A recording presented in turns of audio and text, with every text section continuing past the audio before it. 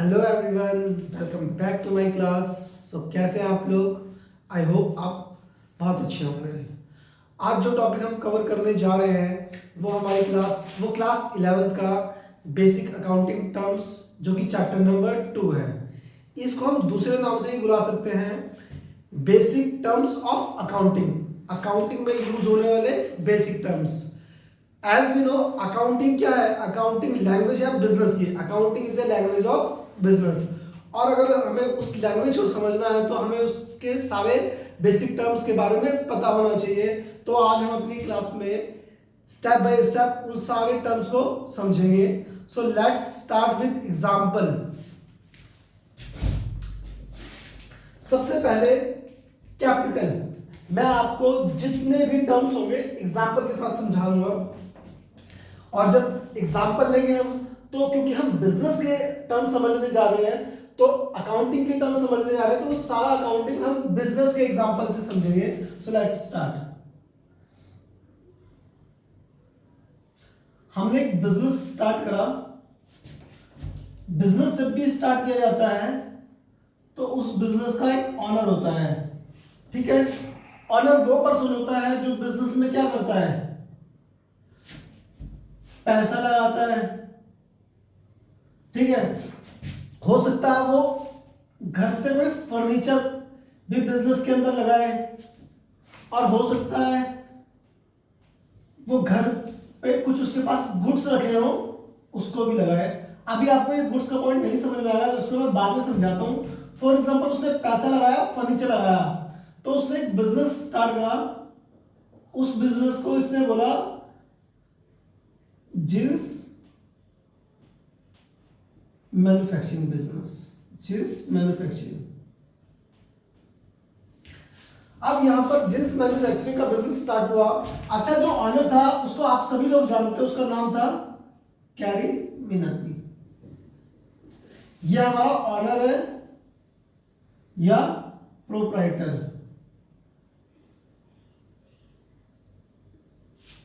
Business की language में honour को प्रोप्राइटर कहते हैं। जब भी कोई ऑनर या प्रोप्राइटर बिजनेस स्टार्ट करता है तो उस बिजनेस में वो पैसा लगाता है। कुछ वो फर्नीचर भी यूज करेगा, मशीनरी भी यूज करेगा। तो जो भी मनी, फर्नीचर या goods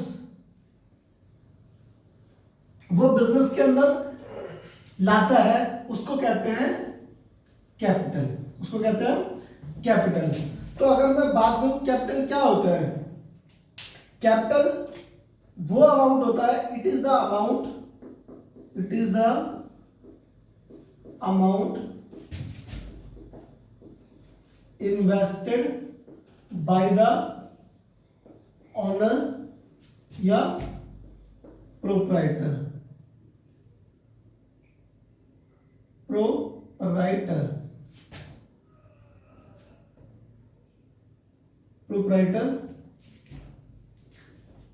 It is the amount invested by the proprietor in the business.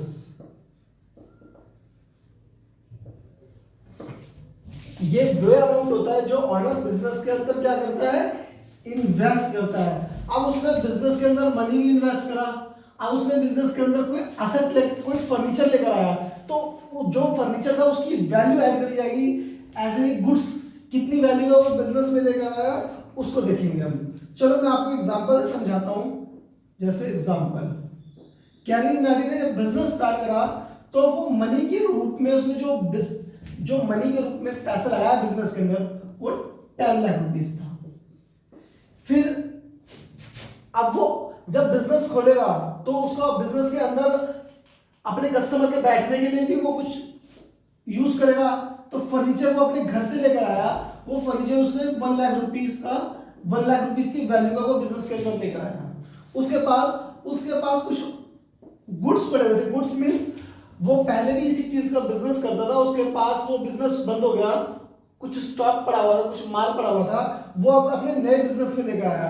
For example 1 lakh rupees का उसके पास गुड्स था, तो उसने टोटल जो अपने इस न्यू बिजनेस में पैसा लगाया, जो कैपिटल लगाया, उसको कहते हैं 12 lakh rupees as a capital उसने बिजनेस में लगाया। मैं दोबारा समझा रहा हूं कैपिटल क्या होता है। कैपिटल वो अमाउंट होता है जब भी कोई ऑनर या प्रोप्राइटर बिजनेस स्टार्ट करता है, वो बिजनेस में मनी के रूप में जो भी पैसे लेकर आता है, असेट।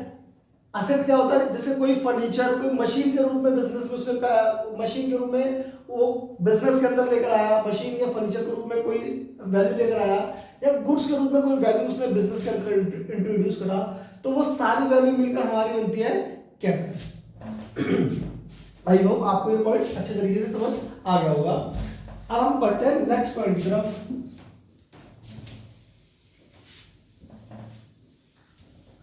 अब जब वो बिजनेस में आ गया है, अब उसने जब ये सारी चीज इंट्रोड्यूस कर दी है, तो बिजनेस में क्या होता है, अब बिजनेस में स्टार्ट होंगे ट्रांजैक्शन, तो उनको बोला जाएगा बिजनेस ट्रांजैक्शन।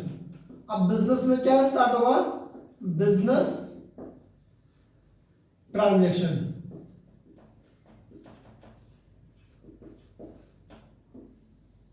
एक बार जब बिजनेस में पैसा लग गया, अब उसके अंदर उसकी एक्टिविटीज स्टार्ट होनी होंगी, लेन देन स्टार्ट हो जाएगा, मतलब सेल परचेज, लेन देन। बिजनेस ट्रांजैक्शन का मतलब है बिजनेस में होने वाले कोई भी लेन देन, कोई भी एक्सचेंज। जैसे अगर मैं इसको बहुत सिंपल में बोलूं तो it is an record of sorry it is an exchange of money, goods and services. या बिजनेस ट्रांजैक्शन में क्या होगा, एक्सचेंज होगा, या तो मनी का एक्सचेंज, या फिर गुड्स का एक्सचेंज, या सर्विसेज का एक्सचेंज। जब हम गुड्स को बेचेंगे तो मनी आएगी, या परचेज करेंगे तो मनी जाएगा। गुड्स बेचेंगे तो गुड्स जाएगा, गुड्स खरीदेंगे तो गुड्स आएगा, या सर्विसेज देंगे तो सर्विसेज किसी को देंगे, प्रोवाइड करेंगे, या सर्विसेज रिसीव करेंगे। तो बिजनेस ट्रांजैक्शन में हम ये सारी ट्रांजैक्शन होंगी जिसको हम रिकॉर्ड करेंगे। अब बिजनेस ट्रांजैक्शन को हम 4 पार्ट में डिवाइड करते हैं। Cash transaction,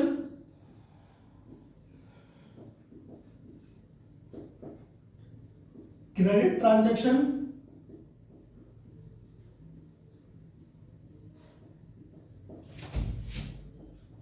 internal transaction,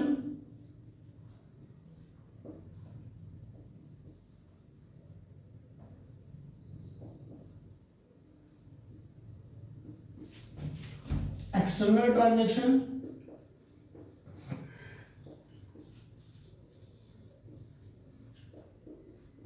okay.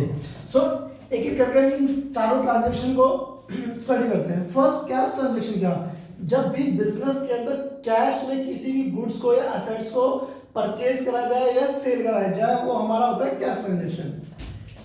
Cell और purchase of goods in cash. जब भी सिर्फ जरूरी है गुड्स को सेल परचेज, कोई भी ट्रांजैक्शन जब कैश में होती है उसको कहते हैं कैश ट्रांजैक्शन। अब कोई भी ट्रांजैक्शन उधार में ही है, सेल या परचेज ऑफ गुड्स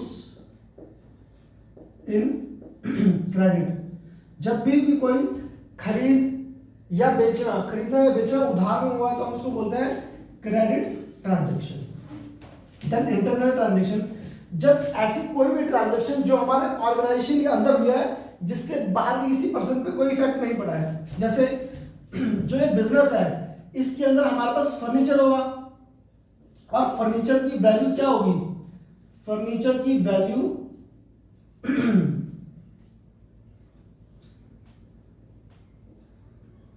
फर्नीचर की वैल्यू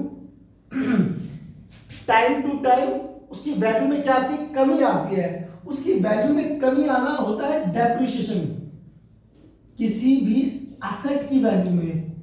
ये वर्ड आप मेरे से बार बार सुन रहे हो, एसेट। ये हम आने वाले कुछ मिनटों में कंप्लीट करेंगे। डेप्रिसिएशन होता है किसी भी एसेट की वैल्यू में कमी होना, मतलब फर्नीचर होगा, मशीन होगी, इनकी वैल्यू में हर टाइम के बाद कमी आती है, तो उस कमी को या उस गिरावट को हम कहते हैं डेप्रिसिएशन। तो इससे किसी आउटसाइडर पे कोई इफेक्ट नहीं पड़ा है, इसलिए हमने इसको बोला इंटरनल ट्रांजैक्शन। एक्सटर्नल ट्रांजेक्शन वो ट्रांजेक्शन होती है जब भी हम ट्रांजेक्शन करते हैं आउटसाइड द ऑर्गेनाइजेशन, जैसे हमने सेल करी या परचेज करा, सेल परचेज ऑन कैश या क्रेडिट विद आउटसाइडर, मतलब हमने कोई भी चीज परचेज करी, खरीदा या बेचा है, इवन चाहे वो कैश में हो चाहे वो क्रेडिट में हो, बस वो हमने आउटसाइडर से कराया ना, बिजनेस के बाहर के किसी पर्सन से कराया, तो हम उसको कहते हैं एक्सटर्नल ट्रांजैक्शन। अब मैं इसको दोबारा से एक बार पूरी तरीके से समझा देता हूँ। बिजनेस ट्रांजैक्शन क्या होती है? बिजनेस में होने वाले लेन देन, चाहे वो मनी के रूप में हो, चाहे वो गुड्स के रूप में हो, चाहे सर्विसेज के रूप में हो, उनको कहा जाता है बिजनेस ट्रांजैक्शन।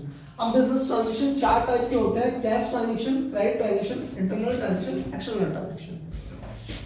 कैश ट्रांजैक्शन वो ट्रांजैक्शन होती है जब भी हम कोई भी लेन देन करते हैं कैश रूप में, या तो हमारे पास से कैश आया है या हमारे पास से कैश गया है, तो वो होता है कैश ट्रांजैक्शन। जब भी हमने कोई भी सेल या परचेज उधार पे करा है, या तो हमने उधार पे खरीदा या हमने उधार पे कोई गुड्स बेचे हैं, तो वो हमारा होता है क्रेडिट ट्रांजैक्शन। इंटरनल ट्रांजैक्शन होता है ऐसी कोई ट्रांजैक्शन जो हमारे ऑर्गेनाइजेशन के अंदर हुई है। मैंने एग्जांपल बताया, हमारे पास कोई भी मशीन होगी, फर्नीचर होगा, टाइम टू टाइम उन सब की वैल्यू में कमी आएगी, और उन सब की वैल्यू में कमी आने को हम कहते हैं डेप्रिसिएशन। इसको हमने बोला इंटरनल ट्रांजैक्शन। देन हमारा आता है एक्सटर्नल ट्रांजैक्शन। एक्सटर्नल ट्रांजैक्शन में क्या होता है? जब भी हम कोई भी ट्रांजैक्शन, कोई भी लेन देन करते हैं बाहर वाले पर्सन से, मतलब आउटसाइड द ऑर्गेनाइजेशन, ऐसी सारी ट्रांजैक्शन को हम कहते हैं एक्सटर्नल ट्रांजैक्शन। अब हम अपने नेक्स्ट पॉइंट की तरफ बढ़ेंगे, जो कि होने वाला है अकाउंट। अब हम समझेंगे अकाउंट क्या होता है। अकाउंट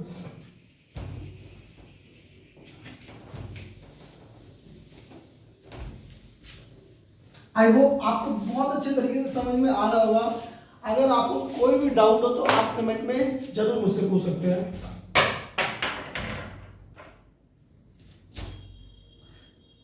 थर्ड पॉइंट हमारा अकाउंट। देखो अकाउंट को अगर मैं सिंपल लैंग्वेज में बोलूं तो अकाउंट क्या होता है? It is a record of transaction under particular head. मतलब यहां पे रिकॉर्ड करना किसको? ट्रांजैक्शन को under particular head. Particular head बोल दो या सिमिलर हेड बोल दो। जैसे एक बिजनेस के अंदर बहुत सारी ट्रांजैक्शन होती है, सबसे पहले उन ट्रांजैक्शन को हम क्या करते हैं? रिकॉर्ड करते हैं। जैसे आपने देखा था, सबसे पहले हम ट्रांजैक्शन क्या करते हैं? रिकॉर्ड करते हैं। अब रिकॉर्ड करते हैं तो रिकॉर्ड, जैसे हमारे बिजनेस में बहुत सारी परचेजेस होंगी, सेल होंगी, परचेज होंगी, sale purchase, sale purchase, expenses, receipts, purchase, sale, receipts, expense, receipts, expense, receipts, purchase, sale. ऐसी बहुत सारी ट्रांजैक्शन होती है जहां पे हमने खरीदा होता है, बेचा होता है, हमारे खर्चे होते हैं, हमें कुछ इनकम रिसीव होती है।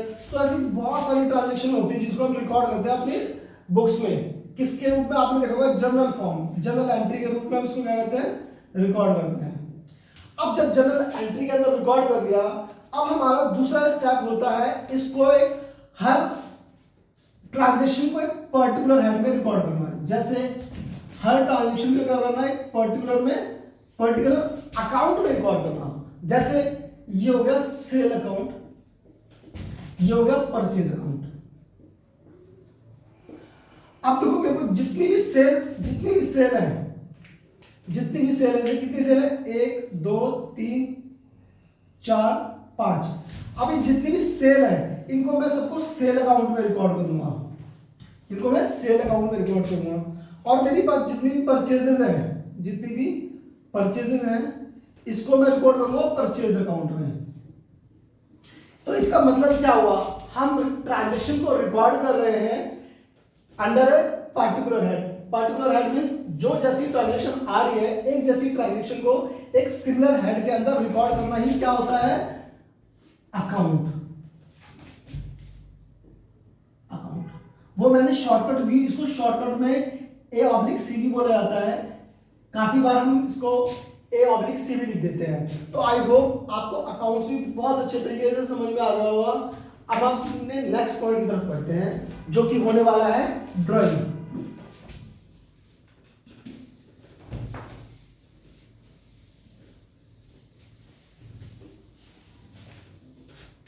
ये भी हमारा बहुत इजी टॉपिक है बट बहुत इंपॉर्टेंट है।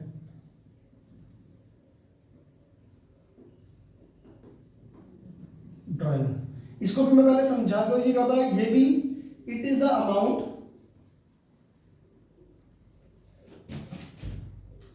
withdrawn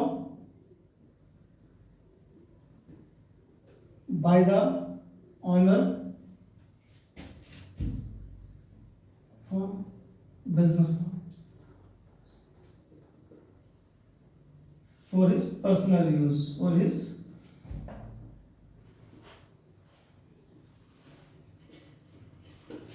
मीन्स जब भी मालिक अपने पर्सनल काम के लिए वो बिजनेस में से कुछ भी विड्रॉ कर लेता है, चाहे वो मनी हो, चाहे वो फर्नीचर हो, चाहे वो गुड्स हो। मीन्स फर्नीचर एसेट के अंडर में आता है, चाहे वो मनी पैसा निकाल ले बिजनेस के अंदर से, चाहे वो एसेट्स बिजनेस से निकाल ले, चाहे वो गुड्स बिजनेस से निकाल ले।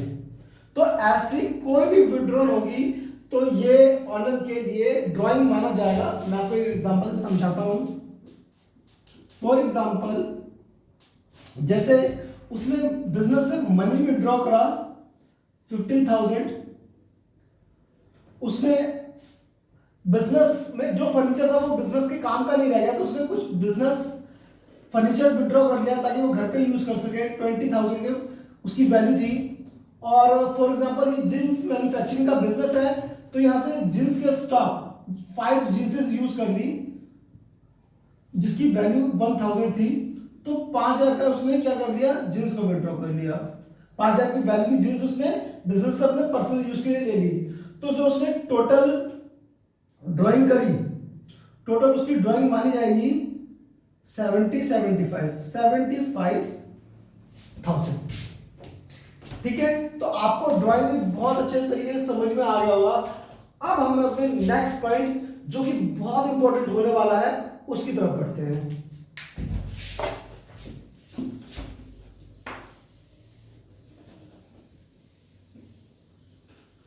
सो अब नेक्स्ट पॉइंट जो इंपॉर्टेंट होने वाला है वो हमारे पास है 5th पॉइंट, लायबिलिटी। देखो लायबिलिटीज क्या होती है, लायबिलिटीज को अगर मैं हिंदी में देखूं तो होती है देनदारी। क्या होती है, देनदारी। देनदारी मीन्स जो भी बिजनेस को किसी को देना है वो हमारे लिए क्या होता है, लायबिलिटी। इसको हम कह सकते हैं कि it is the amount payable by the business. ये बिजनेस को पे करने हैं, बिजनेस को क्या करने हैं, पे करने हैं। हम क्या सकते हैं, क्लेम अगेंस्ट बिजनेस। इसको क्या बोल सकते हैं, क्लेम अगेंस्ट बिजनेस। मतलब क्लेम क्या होता है, देखो कोई भी अगर क्लेम होता है कि हमें किसी को पे करना है, कोई हम पे क्लेम कर सकता है। क्लेम कब कर सकता है, जब हमें किसी को पे करने हुए तो वो हम पे क्या कर सकता है, क्लेम कर सकता है कि इतना अमाउंट मुझे आपसे लेना है। या अगर सिंपल लैंग्वेज में बोले तो it is amount payable by the business to the other person.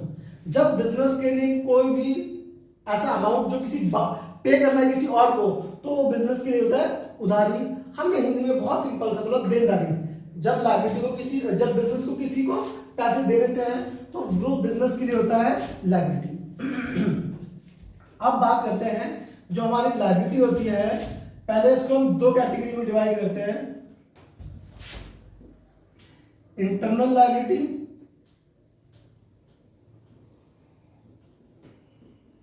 और external liability.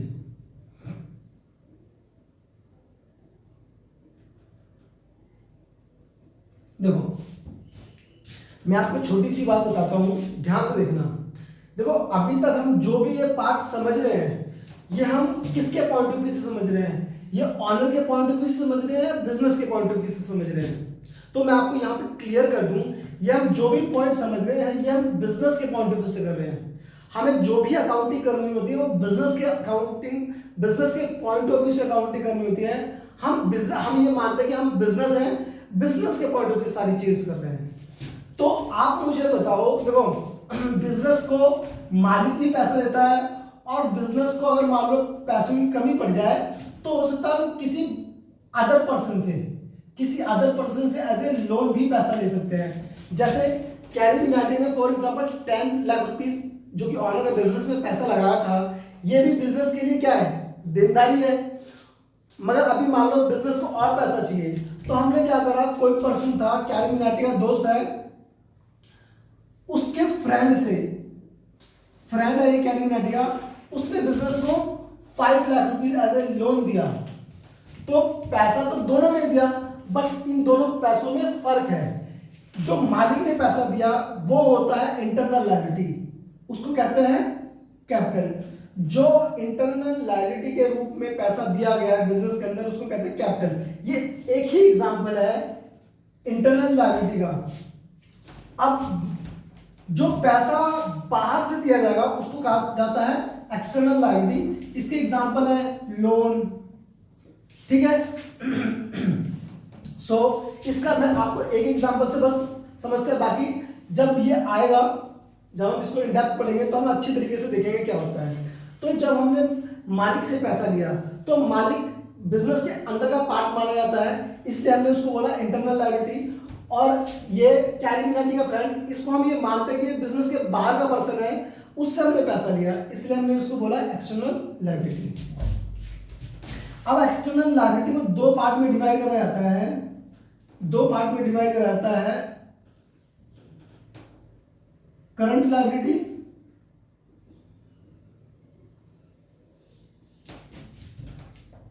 Non current liability. Current liability वो होती है लायबिलिटी पेबल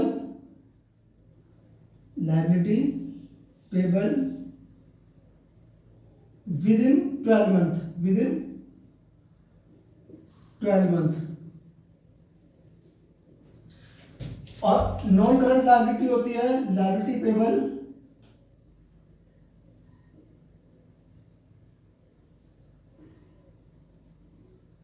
आफ्टर 12 मंथ्स। ऐसी कोई देनदारी जो हमें 12 महीने के अंदर अंदर दे देनी है वो होती है हमारी करंट लायबिलिटी, जिसको शॉर्ट टर्म लायबिलिटी भी बोला जाता है। और नॉन करंट लायबिलिटी है लॉन्ग टर्म वाली, ऐसी लायबिलिटी जिसको हमें पे तो करना है, देना तो है, बट 12 महीने के बाद और वो उसके बाद से लेकर कितना भी पीरियड हो सकता है। तो जिसको 12 महीने के बाद पे करा जाता है उसको हम बोलते हैं नॉन करंट लायबिलिटी, और जिसको 12 महीने के अंदर पे किया जाता है उसको बोला जाता है करंट लायबिलिटी। मैं आपको इसी एग्जांपल से बताता हूं। मान लो जो कैरी मिनाटी है, कैरी मिनाटी से बिजनेस के अंदर पैसा लिया गया, अगर हमने उसको पैसा ये बोलकर दिया है कि हम आपको 1 साल के अंदर ये बिजनेस का पैसा, ये आपका पैसा वापस कर देंगे, तो वो हमारे लिए हो जाएगा करंट लायबिलिटी। और यही पैसा अगर हम उसको बोलते हैं हम आपको 1 साल के बाद, 1.5 साल में, 2 साल में, 3 साल में, 4 साल में, 5 साल के बाद पे करेंगे, तो यही पैसा हमारे लिए क्या हो जाता है, लॉन्ग टर्म लायबिलिटी। ठीक है, इसके अंदर और भी बहुत सारे पॉइंट आने वाले हैं, मैं आपको इनके कुछ एग्जांपल बता देता हूं जो कि हम धीरे धीरे समझेंगे। करंट लायबिलिटी के और भी बहुत सारे एग्जांपल है, जैसे creditors, bills payable, bank overdraft,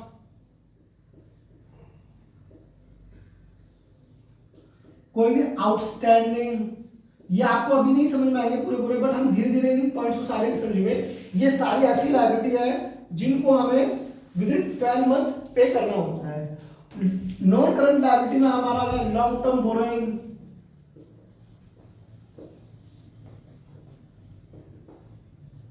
bank loan, debenture,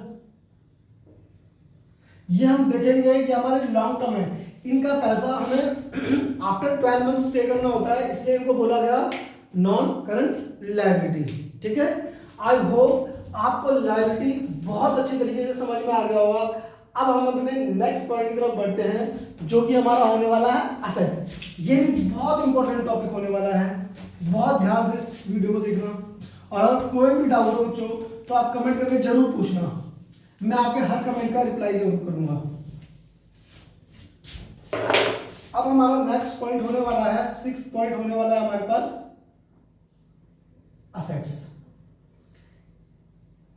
assets क्या होता है? It is assets is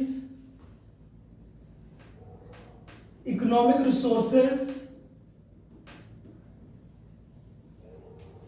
which provide benefit in future। देखो असेट क्या होता है? वो इकोनॉमिक रिसोर्सेज होते हैं जो कि बिजनेस को फ्यूचर में बेनिफिट देते हैं। Assets is economic resources which provide benefit in future to business, जो कि क्या प्रोवाइड करता है बिजनेस को? Future benefit. जैसे आप मुझे बताओ, असेट बिजनेस के पास कोई बिल्डिंग है तो बिल्डिंग क्या करेगी? बिल्डिंग बिजनेस को आने वाले फ्यूचर में क्या करेगी? बेनिफिट देगी। आप मुझे बताओ, बिजनेस के पास कोई गुड्स है, गुड्स का मतलब होता है स्टॉक, जो जिस चीज में वो डील करते हैं, जिस चीज का उनका मेन सोर्स ऑफ बिजनेस है, वो गुड्स उस बिजनेस के होते हैं। गुड्स को वो बेच कर क्या करेगी? फ्यूचर में बेनिफिट लेगी। ऐसे ही उनके पास कोई फर्नीचर है, फर्नीचर को भी फ्यूचर में बिजनेस को क्या करेंगे? बेनिफिट देंगे। कोई बिजनेस की मशीन है, वो भी बिजनेस को क्या करेगी? बेनिफिट देगी फ्यूचर में। कैश, बैंक एक्सेट्रा, ऐसे बहुत सारे एग्जांपल हैं जो बिजनेस को फ्यूचर में बेनिफिट देने वाले हैं। ठीक है, अब हम इसको इन डेप्थ पढ़ते हैं। बिजनेस को कैटेगराइज किया गया 3 पार्ट में। किस किस में? टेंजिबल, करंट एसेट,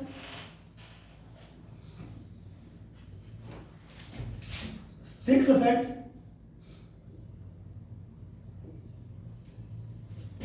और करंट एसेट, फिक्स एसेट और हमारा हो गया